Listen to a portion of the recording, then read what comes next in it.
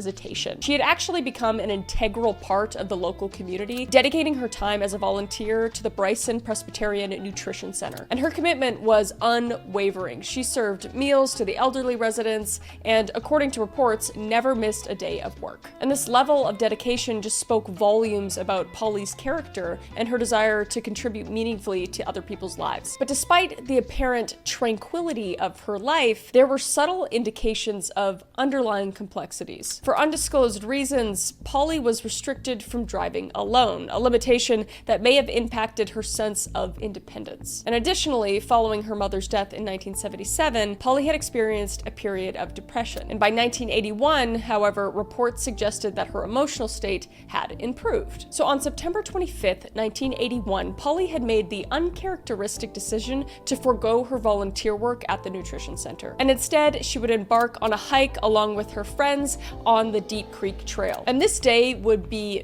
beautiful, providing ideal conditions for hiking. And Polly, being 58 years old at the time, was feeling good. She hiked all the time, and she was confident that she could make this hike with her friends. And it wasn't like an advanced hike, it was a pretty casual hike for her. But before departing for her hike, Polly had prepared spaghetti sauce for dinner, indicating she did have plans to come back that evening with her husband Bob. So the hike would begin, and it would begin kind of uneventfully, with Polly initially walking pretty slowly, and her companions would kind of tease her about her pace. So Polly would kind of pick up the pace to keep up with her friends. And she would actually start to pass her friends, moving slightly ahead of them. And at approximately 4 p.m., Polly walked over the hill and kind of out of sight, so her friends couldn't see her. But this mundane occurrence would mark the last time that anyone would ever see Polly again. So when Polly failed to reappear, her friends initially assumed that she had maintained her brisk pace and would be waiting for them at the trailhead. However, upon reaching their destination, they found no sight of her. And the initial confusion quickly escalated into alarm. And at 4:30 p.m., Polly's friends returned to the campsite, hoping to find her there. But to their dismay, Bob reported that he had not seen Polly since they had left for their hike. It was such a shock that she simply disappeared. This trail where she disappeared was considered easy. She could not possibly have gotten lost. And as concerns started to mount, Polly was officially reported missing at 6 p.m. that same day, prompting an immediate and extensive search effort. So the authorities would close the trail to the public for 4 days. And the search would involve 150 personnel and 9 canine teams, who meticulously combed approximately 100 miles of trails, creeks, and dense forest. And despite the thoroughness of the search, no definitive signs of Polly were discovered. The only potential lead emerged when search dogs detected Polly's scent on a downed tree along the trail. However, park rangers would just kind of dismiss this as a significant clue, reasoning that she had likely just stopped to rest there. And the lack of any substantial evidence posed a perplexing challenge for the investigators. And as days would pass with no breakthrough, law enforcement began to consider alternative scenarios. So the possibility of foul play was deemed unlikely, given the brief window of time between Polly's last sighting and her companion's realization of her absence. So it seemed implausible that an abduction could occur quietly in such a well-traveled area. And one theory stated that she had actually planned to meet someone in the park to be picked up, to escape in secret and create a new life, which just seems kind of weird. I mean, she made spaghetti sauce before she left, She was probably planning to go back to make pasta. I don't know. My theory is, and it's simply a theory, I have no proof, that she arranged to be met at a crossroad there in the park and be picked up. Theory is that she deliberately was tired of the stress with her sick husband and that she just decided to make a new life. So on October 2nd, 1981, park officials made a startling announcement. They indicated that evidence suggested Polly had exited the park in a vehicle, likely of her own volition. And this theory was bolstered by the fact that most of Polly's belongings, including her medication, identification, money, and purse, were left behind at the campsite. And park ranger Dennis Barnett articulated this prevailing view, quote unquote, "If she had been in the park, the dogs would have found her. They were well trained." And this statement underscored the growing suspicion that Polly's disappearance might have been intentional rather than the result of a tragic accident or criminal act. But to me, it's just, I didn't know her personally, but it just seems strange, very strange.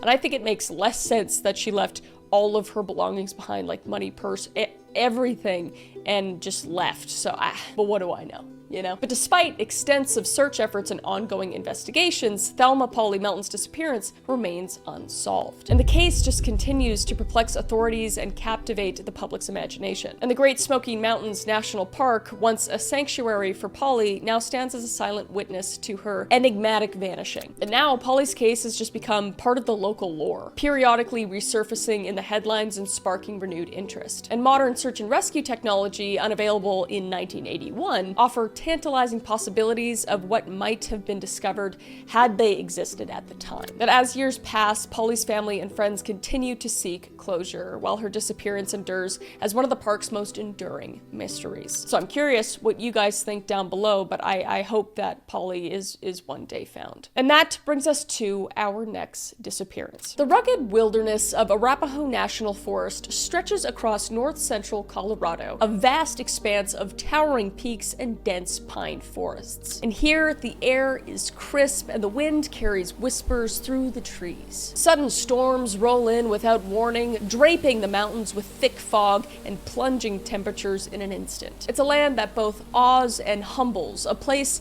where nature's beauty is matched only by its indifference. And nestled along the edge of the unforgiving landscape is Silver Plume, a tiny, historic mining town where everyone knows their neighbor. And among the town's few dozen residents was Tom Young, a quiet man who found solace in books. And he actually ran a small bookstore in town, a cozy retreat where worn pages whispered stories of adventures, mystery, and history. And in the weeks leading up to his disappearance, those closest to Young noticed a shift in his demeanor. Once reserved but content, he now seemed restless and distracted, and his friends just couldn't quite place what was wrong. But the change was undeniable. Then, on September 7th, 1987, Young left a note behind stating that he was traveling to Europe. He was heading into the mountains, but he didn't say where, and his only companion on this journey was Gus, who was his loyal golden retriever dog. So days would pass with no one seeing him, and then weeks, and the town whispered and speculated and hoped. But Young and Gus never returned. And 11 months later, on July 31st, 1988, two hunters trekking along the steep inclines of the Republican Mountains stumbled upon something grim. There, among the pine needles and loose shale, lay skeletal remains of Tom Young. And Gus was right beside him. And a revolver rested nearby. During the investigation, it was found that Tom had purchased the gun only a few days before he departed on this hike. And the Clear Creek County Sheriff's Department examined the scene, and soon after, the coroner ruled Young's death a slewer slide. But not everyone was convinced. Young's friends and family rejected the notion that he would ever take his own life, especially not with Gus by his side. And even more troubling was the discovery that Young had purchased the revolver only 4 days before vanishing, a detail that raised more questions than answers, really. And then there was the bullet. The one lodged in Young's skull was either never subjected to ballistics testing or produced inconclusive results, leaving a crucial piece of evidence in limbo. And in the wake of Tom Young's disappearance, Silver Plume, Colorado, transformed from a tranquil mountain hamlet into a town shrouded in mystery. And the once friendly atmosphere had given way to an undercurrent of tension, with locals exchanging wary glances and speaking in hushed tones about this unsolved case. But wait, there's more. Update! Just kidding.